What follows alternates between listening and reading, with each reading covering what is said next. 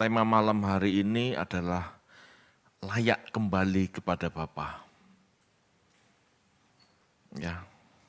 Saat ini kita memperingati kenaikan Tuhan ke surga. Tempat dari mana Dia berasal. Ya, yang ngomong seperti ini bukan saya, tapi Yohanes. Yohanes 3 ayat 13. Kita baca dulu yuk.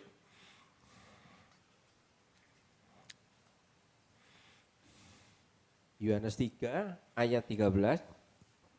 Tidak ada seorang pun yang telah naik ke surga selain daripada Dia yang telah turun dari surga, yaitu Anak Manusia. Ya. Tidak ada seorang pun yang telah naik ke surga. Tidak ada seorang pun ya. Berarti Musa, Elia, Henoh itu juga tidak pernah ke surga loh. Kalau tidak berarti ayat ini tabrakan. Ya. Tidak ada yang naik ke surga. Kalau Henoh, Musa, Elia naik ke surga, berarti kita juga bisa mengikuti jejak Henoh, Musa, Elia ke surga.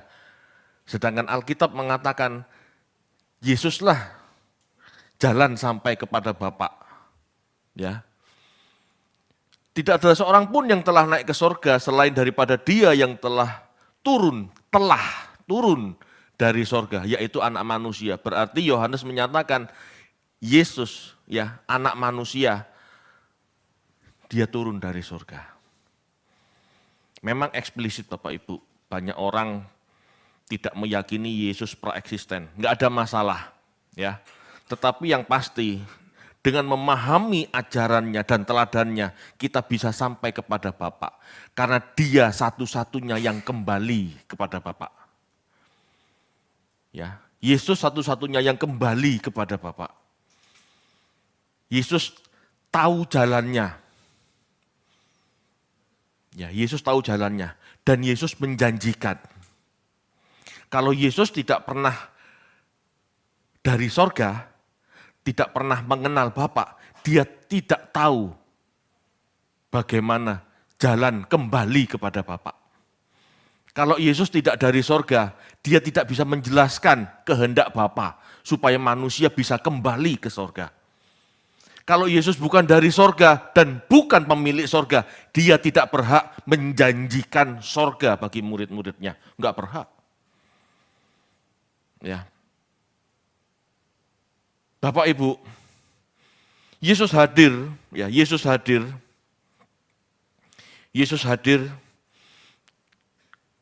ke dunia ini untuk menyatakan terang, untuk memberi pencerahan supaya manusia bisa kembali kepada Bapa. Namun kenaikannya Bapak Ibu bukan hanya karena Dia dari sorga, tetapi Dia layak kembali kepada Bapa, ya. Tetapi Dia layak kembali kepada Bapa karena sempurna menyelesaikan tugas Bapa. Yesus sempurna memberi ajaran dan teladan bagi manusia bagaimana seharusnya hidup bertuhan. Saya ulangi, Yesus pulang ke sorga, naik ke sorga bukan karena hanya Dia berasal dari sorga, tetapi Dia menyelesaikan tugas Bapa dengan sempurna. Dia melakukan penebusan, Dia mengajar dan menunjukkan hidup yang bisa berkenan di hadapan Bapa. Dia menunjukkan, bukan hanya mengajar, Dia meneladankan. Ya, Dia meneladankan bagaimana manusia seharusnya hidup di hadapan Bapa sehingga beroleh kebangkitan dan naik ke surga. Jadi bukan sekedar karena Dia berasal dari surga ya, karena Dia tuntas menyelesaikan tanggung jawabnya. Halo. Ini juga pelajaran buat kita. Kalau kita ingin kembali ke surga, ingin kembali ke rumah Bapa, ya kita harus belajar bagaimana cara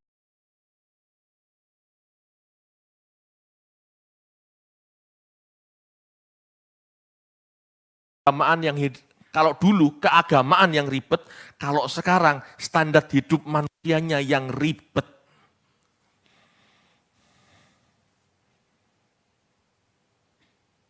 Harus punya rumah, harus punya mobil, Anak-anak harus S1, S2, S3, ribet. Bukan nggak boleh punya ya, tetapi kalau kita fokusnya mengejar itu, ribet. Dan memang sulit Bapak Ibu. Pada saat saya tidak mampu menyekolahkan anak sampai S1 gitu ya, berat memang. Berat memang. Dan tidak banyak orang yang berani, enggak sekolah, enggak apa-apa. Enggak berat. Karena sudah umumnya anak-anak itu harus sekolah. Sudah umumnya. Gitu. Tetapi di zaman Yesus, keagamaan yang membuat ribet. Kalau enggak bisa persembahan korban, kalau enggak bisa puasa Senin Kemis, dianggap tidak saleh. Ngerti ya bedanya ya? Kalau zaman dulu belenggu itu agama, kuk yang memberatkan itu agama. Kalau zaman sekarang kuk yang memberatkan itu keinginan kita, standar hidup modern itu loh yang mempersulit kita, yang membelenggu kita. Sehingga kita tidak bisa fokus mengejar kekekalan. Sekali lagi bukan tidak boleh. Zaman dulu pun Tuhan tidak pernah melarang orang ke bait Allah. Tetapi kalau fokusnya sekedar bait Allah, tradisi, salah. Jika saat ini kita terasa berat melakukan kebenaran firman, kita harus sadari Bapak Ibu, bahwa jiwa kita telah dipengaruhi keinginan daging dan filosofi dunia. Bahkan di gereja, teologi kemakmuran telah meracuni otak kita, seolah-olah pemenuhan hal jasmani adalah kebenaran. Tanda orang diberkati seperti Abraham, jadi kaya, lebih kaya, dan sangat kaya. Begitu kan? Kalau kamu gak diberkati seperti Abraham, berarti kamu bukan umat pilihan. Wah, gitu kan khotbah-khotbahnya. Ini ngaco Bapak Ibu, ini ajaran setan sebetulnya. Sebab kalau itu kebenaran, Yesus harusnya kaya, 12 murid harusnya kaya. Tapi masalahnya Yesus 12 murid dan pengikut-pengikutnya kebanyakan tidak ada yang kaya. Pola pikir teologi kemakmuran ini membelenggu manusia Kristen modern. Sehingga letih lesu berbeban berat. Dulu saya kerja koperasi Bapak Ibu. Ada seorang WL, ada seorang WL gereja kemakmuran. Dia datang ke koperasi kita, pinjam uang untuk beli mobil. Padahal dia nggak punya uang sebetulnya. Jadi pada saat dia mau pinjam, dia nggak punya uang sebetulnya. Dia bondo, kita orang Kristen, masa nggak percaya orang Kristen gitu ya. Aku tak beli mobil Pak, misalnya harganya 100 juta. Aku cuma punya uang 20 juta. Boleh enggak aku beli mobil, tak pinjam uang 100 juta. Ya. Jadi dia pinjam 80 juta gitu loh. Jadi dikreditkan 80 juta. Ya enggak apa-apa. Percaya enggak percaya, ya akhirnya dicairkan kan. Tetapi kenapa dia mempersulit hidupnya? Kita tahu gajinya dari gereja enggak besar. Tapi dia berani kredit mobil mewah. Ya 100 juta zaman itu ya sudah lumayan mewah lah meskipun bekas ya. Tetapi kenapa dia kepingin tampil itu? Karena di gerejanya harus mengesankan orang yang diberkati Tuhan, orang yang hidupnya berkenan harus kaya. Harus tampak mewah. Ini salah. Ini yang membuat kita berat dalam hidup. Yesus mengajarkan ada makanan, pakaian cukup. Alkitab mengatakan, cukupkan dirimu dengan apa yang ada padamu. Kalau kita bisa nurut itu, tidak ada yang berat Bapak Ibu. Yang membuat berat itu kita. Tidak punya uang, memaksakan diri, harus pinjam uang, harus kredit. Berat kan? Akhirnya tiap bulannya jadi berat. Tenor 2 tahun, 24 bulan, dan setiap bulan dia harus bayar. Nyicil sak bunganya. Nah pendeta kok ngeridit. Ujung-ujungnya 3 bulan telat bayar. Saya sebagai manajer koperasi, wah alamat.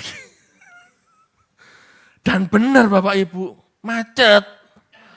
Lah dari mana? Gaji dari gereja segitu. Mungkin ada PK, tapi tidak banyak. Emangnya dia dalam sebulan gak makan? Halo? Macet. Bapak Ibu, iman itu bukan memaksakan diri ya. Iman bukan memaksakan diri. Iman itu percaya kehendak Tuhan. Kalau kehendaknya Tuhan tidak punya mobil, ya kamu jangan maksa punya mobil. Itu iman. Halo? Kalau Anda mempersulit diri, cicilan tiap bulan berat. Daripada dijabel, dia pinjem ojol online. Dia pinjem online, pinjol. Bukan ojol ya, pinjol.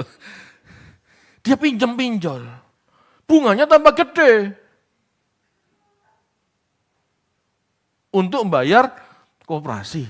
Supaya tidak dijabel mobilnya. Betul tidak? Lah pinjol, Bu pikir seneng juga nggak dibayar. Akhirnya kelilit.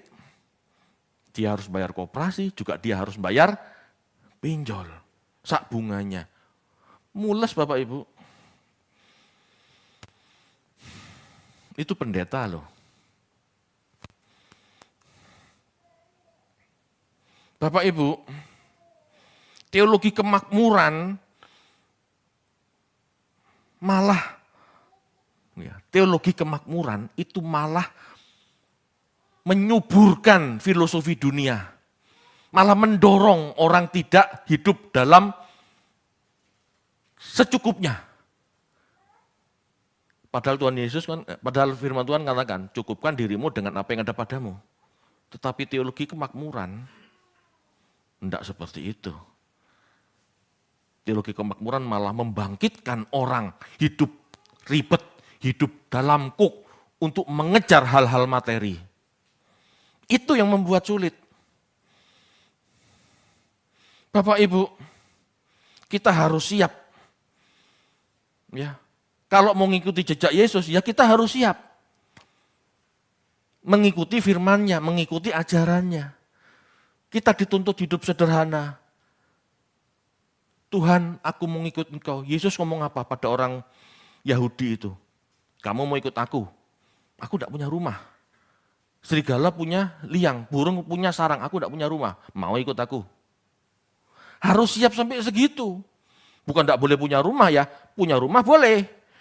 Tapi tidak punya rumah, tidak perlu gelisah. Ini jangan dianggap lebay Bapak Ibu, enggak. Karena memang begitulah firman Tuhan mengatakannya. Kenapa berat? Ya bagi kita itu bukan hal yang lumrah zaman sekarang. Halo. Kewajaran dunia ini sebetulnya tidak wajar buat firman Allah. Firman Allah ini sebetulnya tidak wajar buat gairah dunia, tidak wajar. Itu yang membuat berat, itu kuk yang membelenggu. Tapi kalau kita bisa mengikuti ajaran Yesus dan jejak Yesus dengan sukacita, dengan rela, ya tidak ada beratnya. Karena fokusnya hanya perubahan diri untuk jadi lebih baik. Perubahan mindset, perubahan pola pikir, metanoia untuk berkenan. Fokusnya cuma itu, tidak fokus yang lain. Tapi mana ada orang zaman sekarang hidup seperti itu? Halo? Sebetulnya ada. Tergantung kita mau apa tidak. Tergantung kita rela apa tidak. Kita tidak rela Bapak Ibu diperlakukan tidak adil. Ya, ini yang jadi masalah. Sudah berusaha hidup benar. tapi tidak diberkati secara jasmani, kita anggap Tuhan tidak adil. Begitu kan? Bapak Ibu, dulu saya pernah mengalami hal ini masalahnya, makanya saya bisa katakan, perpuluhan sudah setiap bulan, berusaha hidup sejujur-jujurnya, sebenar-benarnya. Tetap hidupnya seret. Benar. Orang lain diberkati luar biasa. Loh, Pak, kesalahanku apa ya? Udah berusaha hidup benar. Perpuluhan terus. Tapi ya tetap seret itu. Kita merasa Allah tidak adil, nggak fair ini. Ya untungnya saya ini orang kritis Bapak Ibu. Untungnya saya tuh berpikir kritis. Nggak mungkin firman Tuhan salah. Jangan-jangan yang ngajar yang salah. Betul enggak? Dalam kekristenan ini kan cuma ada 3 kemungkinan. Kalau enggak Alkitabnya salah, pengajarnya salah. Atau yang mendengar salah dengar. Kan cuma itu. Ya saya cari. Ternyata Tuhan tidak menjanjikan itu. Tuhan tidak pernah menjanjikan kekayaan. Tuhan nggak pernah menjanjikan hidup benar itu pasti standar hidupnya tinggi. Tidak ada. Standar hidup tinggi itu karena manusia punya gairah, punya keinginan yang dianggap wajar. Itu mempersulit kita, itu yang memberatkan kita. Padahal Yesus tidak ngajar itu. Ikutlah teladanku.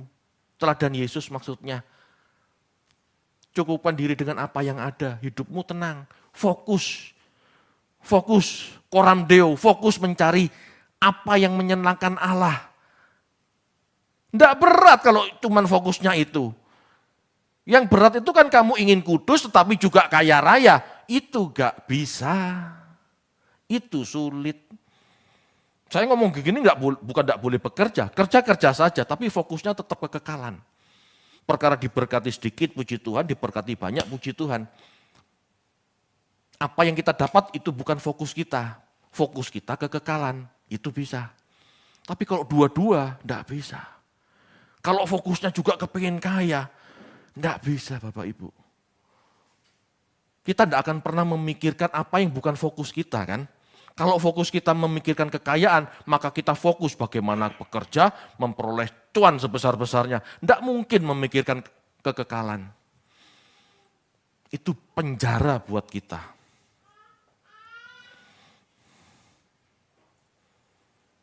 Seringkali kita mencari pembenaran secara ritual untuk memuaskan keinginan kita.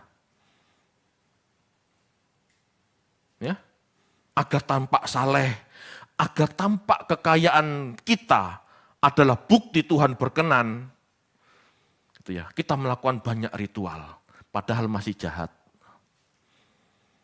Itu dampak teologi kemakmuran. Suatu saat akan saya khotbahkan secara lebih detail tentang teologi kemakmuran. Ini ajaran setan Bapak Ibu, yang menguasai gereja-gereja. Ya, gereja-gereja Protestan atau Pantekosta khususnya. Karismatik tepatnya. Saya berani ngomong, karena kita kan dulu dari situ. Bapak Ibu, orang kaya kebanyakan egois, narsis, menekan orang lemah, tega terhadap si miskin, itu semua cara-cara yang membuat dia kaya. Kebanyakan ya, enggak semua. Seorang tokoh yang kaya mengatakan, kalau kamu ingin kaya ya kamu harus egois, kamu harus narsis, kamu harus kejam. Kalau kamu enggak kejam, kamu enggak bisa bersaing dengan sesama pengusaha lain, enggak bisa. Halo. Tetapi kalau fokus kita kebenaran, tanpa kejam pun, ya kita lakukan. Dapat proyeknya puji Tuhan, tidak dapat proyeknya, ya bukan berkatku. Kan begitu saja, kalau fokusnya kekekalan loh. Tapi kalau fokusnya berkat, tidak mikir kekekalan, gimana caranya aku dapat? Sikut-sikut saja, beleh-beleh saja pesaing ini. Kan gitu caranya. Halo. Harus jujur. Bapak Ibu, semua ini biasa kita dengar dan terasa wajar di zaman sekarang. Inilah yang membuat kita berat menerima ajaran Tuhan. Ajaran Tuhan sendiri sebetulnya tidak berat, tetapi karena kita terbiasa mendengar hal-hal jahat, inilah yang membangkitkan gairah daging, ini yang membuat kita seolah-olah firman Tuhan itu berat, padahal tidak. Sikap wajar ini yang harus dibersihkan dari diri kita. Yang kita pikir wajar ini yang membuat kita tidak bisa hidup dalam kesalehan yang Allah inginkan. Wajar Pak, orang kepingin kaya wajar Pak. Alkitab mengatakan jangan ingin kaya. Duh, piye toh? Bukan tidak boleh kaya ya, jangan ingin kaya. Ini dua hal yang berbeda. Bapak Ibu, zaman dulu ya, ritual zaman dulu, ritual seperti mempersembahkan korban, doa, puasa, ke sinagog, mendengar khotbah, itu semua sekedar sarana mencapai kesalehan. Jadi jangan merasa sudah saleh hanya karena rajin ritual. Jangan. Kalau zaman sekarang sama. Jangan merasa sudah saleh kalau ke gereja. Jangan merasa sudah saleh kalau bisa memberi persembahan, taat perpuluhan. Jangan merasa saleh. Bapak Ibu, kesalehan itu sendiri tercapai saat kita berubah pola pikir atau sikap hati. Halo? Bisa dipahami? Yang namanya kesalehan itu saat pola pikir kita berubah. Bukan karena kita rajin ritual, bukan karena kita nyumbang gereja, bukan. Tetapi pola pikirnya yang berubah. Lupa, mana mungkin orang bisa nyumbang gereja banyak kalau pola pikirnya tidak berubah? Bisa. Kebanyakan orang gereja, tepatnya kebanyakan orang gereja kemakmuran kalau nyumbang, kalau memberi persembahan uang, itu kan ada embel-embelnya 30, 60, 100. Itu kan bukan kesalehan Bapak Ibu, itu kan dagang. Itu kan mancing. Pakai cacing saiprit kepingin dapat tongkol, kan gitu. Itu bukan kesalehan. Jarang orang memberi, bahkan memberi banyak dengan tulus, jarang. Saya tidak ngomong di tempat ini ya, seharusnya di tempat ini sudah tidak seperti itu. Amin.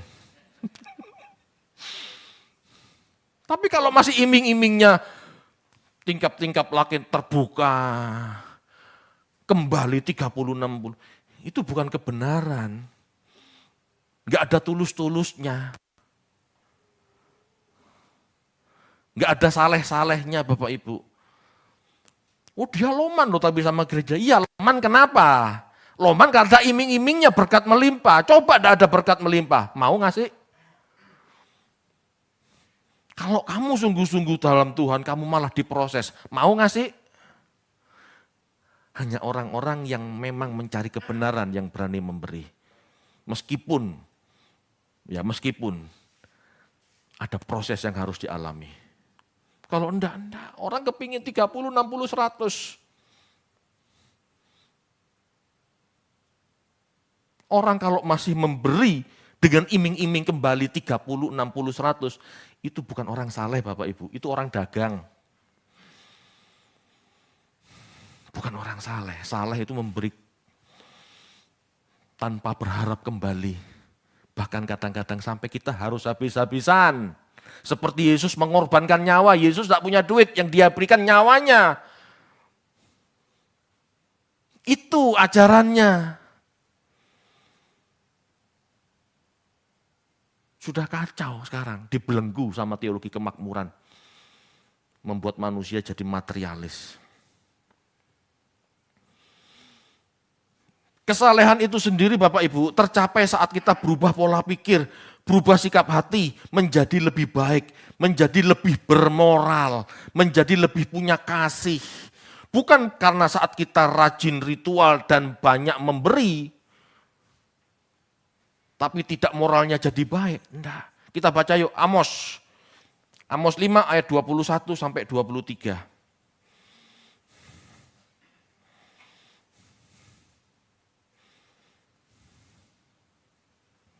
Amos 5 ayat 21 sampai 23. Karena segala jalan orang terbuka di depan mata Tuhan dan segala langkah orang diawasinya. Halo. Amos 5 ayat 21, Pak. Maaf Pak, keliru Amsal Pak. Kelihatannya sudah lapar ya. Amos 5 ayat 21, aku membenci, aku menghinakan perayaanmu dan aku tidak senang kepada perkumpulan rayamu. Ayat 22, sungguh apabila kamu mempersembahkan kepadaku korban-korban bakaran dan korban-korban sajianmu, aku tidak suka dan korban keselamatanmu berupa ternak yang tambun aku tidak mau pandang. Ayat 23, jauhkanlah daripadaku keramaian, nyanyian-nyanyianmu, lagu gambusmu tidak mau aku dengar. Ya. Kembalikan ke ayat awal, Amos 5 ayat 21. Aku membenci, aku menghina perayaanmu. Ini bicara apa? Tuhan gak suka sama ritual ibadah perayaan. Seperti ini perayaan kan? Gak suka. Lanjut, lalu 22. Apabila kamu mempersembahkan bla bla, korban bakaran, korban sajian. Kalau zaman sekarang ini apa? Ini doa. Doa itu kan persembahan. Ini bicara soal doa, ini bicara soal persembahan, memberi. Kalau zaman sekarang loh ya. Tuhan gak suka. Selanjutnya ayat 23.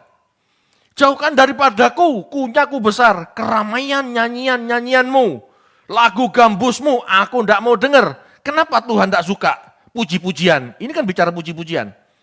Tuhan gak suka ibadahmu, ibadah rayamu, doamu, persembahanmu, pujianmu. Tuhan gak suka. Kenapa?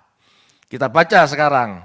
Ya, kita baca sekarang ayat 7 sampai 15. Amos 5 ayat 7 sampai 15. Amos 5 ayat 7 sampai 15. Hai kamu yang mengubah keadilan menjadi ipuh dan yang menggempaskan kebenaran ke tanah. Dia yang telah membuat bintang kartika dan bintang belantik, yang mengubah kekelaman menjadi pagi dan yang membuat siang gelap seperti malam. Dia yang memanggil air laut dan mencurahkannya ke atas permukaan bumi, Tuhan itulah namanya. Dia yang menimpakan kebinasaan atas yang kuat, sehingga kebinasaan datang atas tempat yang berkubu.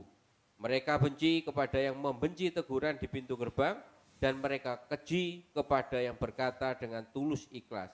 Sebab itu, karena kamu menginjak-injak orang yang lemah dan mengambil pajak gandum daripadanya, sekalipun kamu telah mendirikan rumah-rumah dari batu pahat, kamu tidak akan mendiaminya.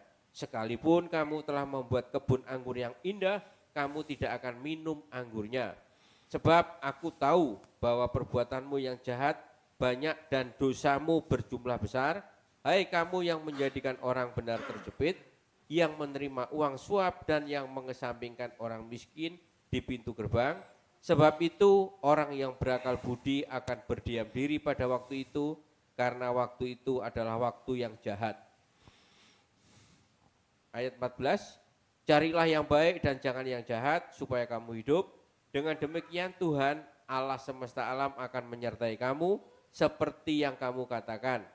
Bencilah yang jahat dan cintailah yang baik dan tegakkanlah keadilan di pintu gerbang. Mungkin Tuhan Allah semesta alam akan mengasihi sisa-sisa keturunan Yusuf. Bapak Ibu, ibadah kita, doa kita, persembahan uang kita, pujian kita akan menjadi sia-sia. Tidak ada gunanya jika tidak disertai dengan keadilan dan kasih. Kita melakukan ibadah minggu, memberi persembahan dan lain-lain. Ini sia-sia di hadapan Allah. Tuhan benci malah jika kita tidak mau berubah kodrat menjadi lebih baik. Bukan ini yang utama, tetapi perubahan kodratnya yang utama. perubahan mindsetnya yang utama. Bapak Ibu, kesalehan manusia berasal dari sikap hatinya yang suci, yang menjadi perbuatan. Dari sikap hati menjadi perbuatan. Itulah berbuah. Jadi kesalehan manusia itu bukan dari liturginya, bukan dari tampilannya kaya mewah, bukan. Kesalehan seseorang itu dari moralnya, dari kasihnya, dari sikap hatinya. Batin, sikap hati itu pola pikir sebetulnya. Pola pikirnya genah ndak, baik ndak, adil ndak, punya kasih ndak. Kalau ndak, percuma ibadah. Halo. Memang begitu. Lebih dari Amos Bapak Ibu, Tuhan Yesus menjelaskan sikap hati yang berkenan di hadapan Allah. Yesus menjelaskan. Penjelasan Yesus ya di perjanjian baru, di Injil tepatnya. Itu semua membentuk sikap hati. Bukan liturgi. Membentuk pola pikir yang benar. Bukan liturgi. Kita ambil contoh ya, di Matius 5 ayat 3 sampai 12. Tidak usah dibaca Pak, akan saya bacakan saja. Matius 5 ayat 3 berkata, berbahagialah orang yang miskin di hadapan Allah, karena mereka yang mempunyai kerajaan sorga. Ini sikap hati. Berbicara tentang sikap hati yang membutuhkan Tuhan. Secara harafiah ini sudah pernah saya jelaskan bahwa dulu orang Yahudi tidak bisa beli korban, tidak punya uang untuk beli korban, lembu, sapi dan lain-lain sehingga mereka tidak bisa berdamai dengan Tuhan. Mereka benar-benar miskin dan butuh bantuan Tuhan untuk berdamai. Itu sebabnya Tuhan katakan, aku yang jadi. Aku yang akan menyiapkan. Yehova Jireh itu Allah menyiapkan korban. Yehova Jireh itu Allah memberi kita berkat. Bukan berkat mobil rumah mewah ya. Memberi berkat dalam arti memberi pertobatan, memberi pendamaian. Yehova Jireh, Allah menyediakan. Menyediakan apa? Menyediakan korban tebusan, gitu maksudnya. Bukan menyediakan mobil rumah mewah, bukan. Jangan ngawur.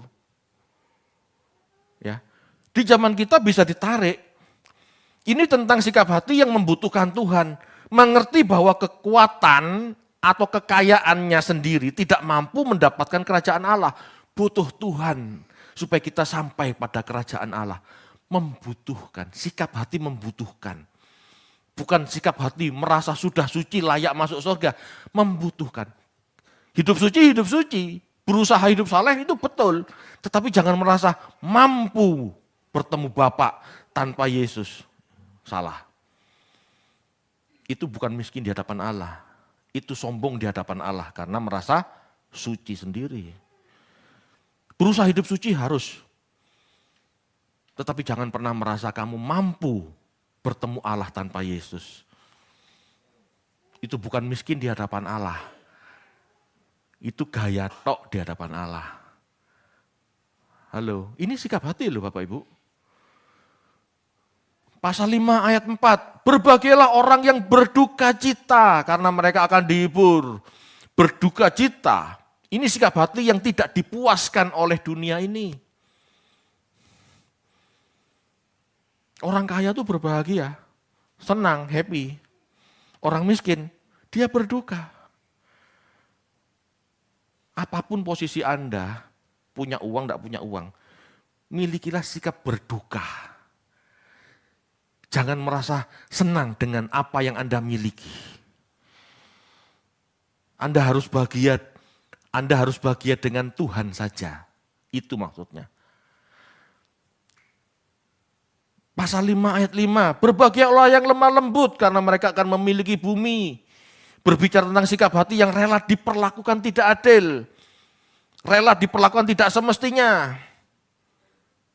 Mungkin dia marah atau mempertanyakan, kenapa tenderku tidak dapat? Kenapa tenderku, harusnya perhitunganku paling bagus ini, kenapa aku tidak dapat?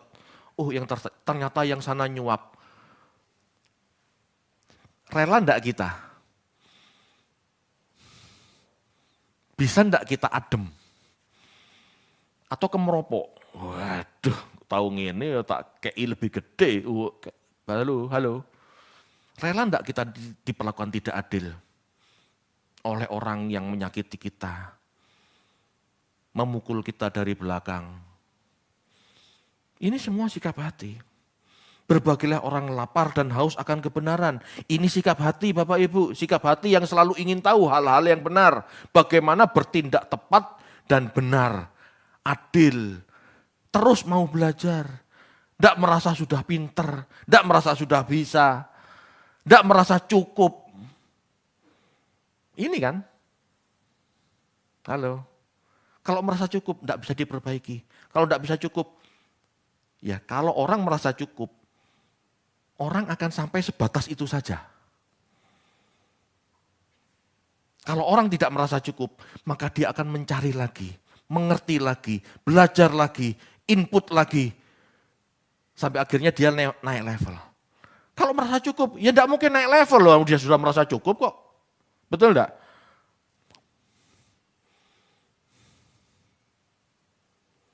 Kalau Anda merasa cukup makan satu piring, Anda nambah enggak? Ya enggak, betul enggak? Hanya orang nambah itu hanya orang yang tidak cukup satu piring, kan begitu. Baik positif maupun negatif ini sama. Kalau Anda merasa puas dengan apa yang Anda miliki, Anda tidak bergairah untuk cari pengetahuan lagi. Cukup. Apa yang aku miliki is the best. Ya sudah, ya kamu segitu. Padahal di hadapan Allah kamu belum apa-apa. Halo.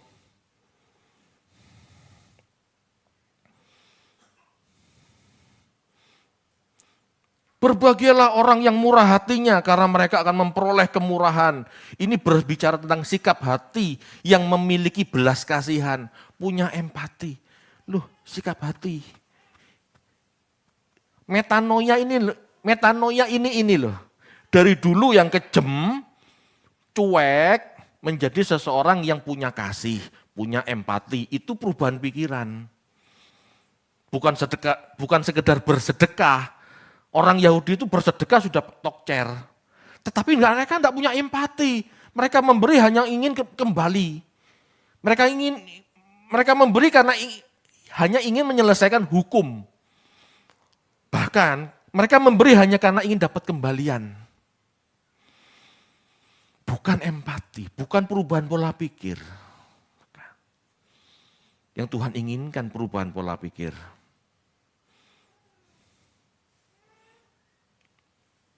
Pasal 5 ayat 8. Berbahagialah orang yang suci hatinya, karena mereka akan melihat Allah. Sikap hati yang murni, ya. Suci hatinya ini bicara tentang sikap hati yang murni. Sikap hati itu pikiran yang bersih, pikiran seperti air yang jernih, tidak ada kotoran di dalamnya, itu murni. Tidak ada yang kotor di dalam pikiran seseorang. Tidak ada yang jahat, tidak ada motif-motif jahat. Pikirannya bersih, tidak ada niat jahat, itu maksudnya. Itu suci. Kalau orang sudah punya sikap hati yang suci, yang murni, tanpa kotoran, blameless, maka dia akan mengerti kehendak Allah. Tapi kalau niatnya masih mencurangi, niatnya masih ingin gepuk sesamanya, dia nggak akan mengerti kehendak Allah. Bapak Ibu, ya, Anda perlu tahu, sifat suci itu pasif ya, pasif dari kejahatan.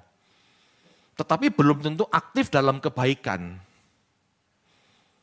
Tapi kalau saleh, iusebeia, itu hati yang disertai ya, kesalehan iusebeia, itu hati yang suci disertai dengan kebaikan Allah. Disertai dengan melakukan kebaikan yang Allah inginkan, coram deo. Kesalehan itu bukan sekedar suci, tetapi dia tahu harus berbuat apa sesuai yang Allah inginkan, itu kesalehan. Kalau suci, tidak ada pikiran kotor. Tidak ada pikiran negatif. Tidak ada pikiran jahat, itu suci. Tapi kalau saleh, dia tahu dia harus berbuat apa. Ya, aktif. Sifatnya aktif. Seperti yang Allah inginkan aku mau menjadi. Seperti yang Allah inginkan aku mau melakukan. Bukan sekedar bersih. Pikiran bersih tidak bersifat ya, pikiran bersih tidak punya pikiran jahat. Tetapi kalau ada orang membutuhkan cuek, itu masih bisa. Aku tidak berniat jahat kok, tapi aku juga tidak berniat ngasih kan. Tetapi yang namanya saleh itu beda. Saleh itu pikirannya, hatinya bersih, tidak punya niat jahat, tetapi dia juga tahu Allah ingin aku berbagi. Allah ingin aku memperhatikan orang miskin ini. Itu saleh. Ya. Suci, hagios atau kados itu dipisahkan untuk digunakan. Yang lain jahat, ya kita tidak jahat. Tapi belum tentu orang suci itu benar-benar koram deo. Belum tentu. Meskipun seharusnya idealnya begitu. Ya, Bapak Ibu, yang Tuhan ajarkan ini mengubah sikap hati. Bukan sekedar ritual. Bukan sekedar diberkati, tanda berkenan. Bukan sekedar terpelihara sempurna, itu tanda berkenan, Pak. Nah,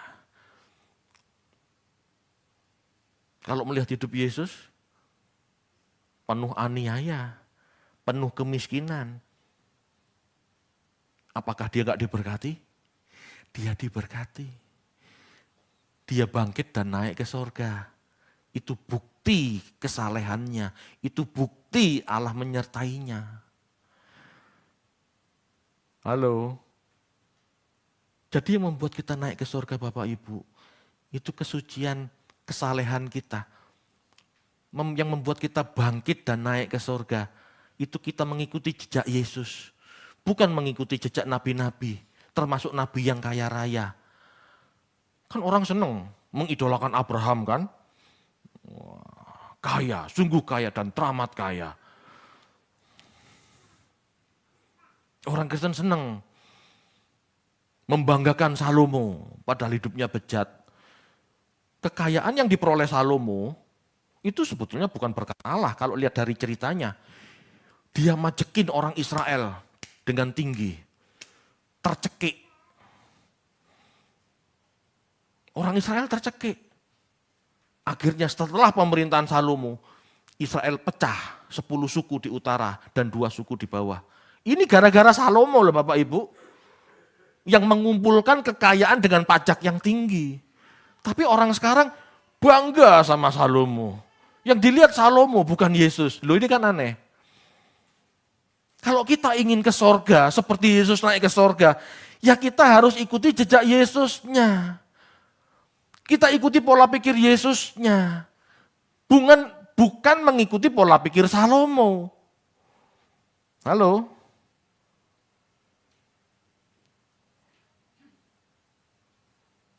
Bapak Ibu, meskipun Salomo kaya, meskipun dia membangun bait Allah itu dirobohkan, itu bukti Allah tidak berkenan.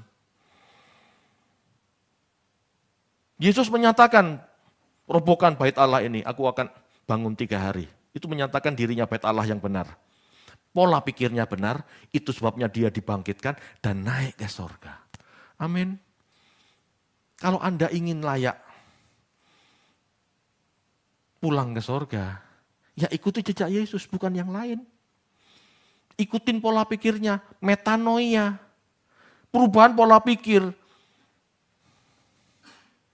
Bukan sekedar berbuat baik, tapi motifnya juga benar. Amin Bapak Ibu.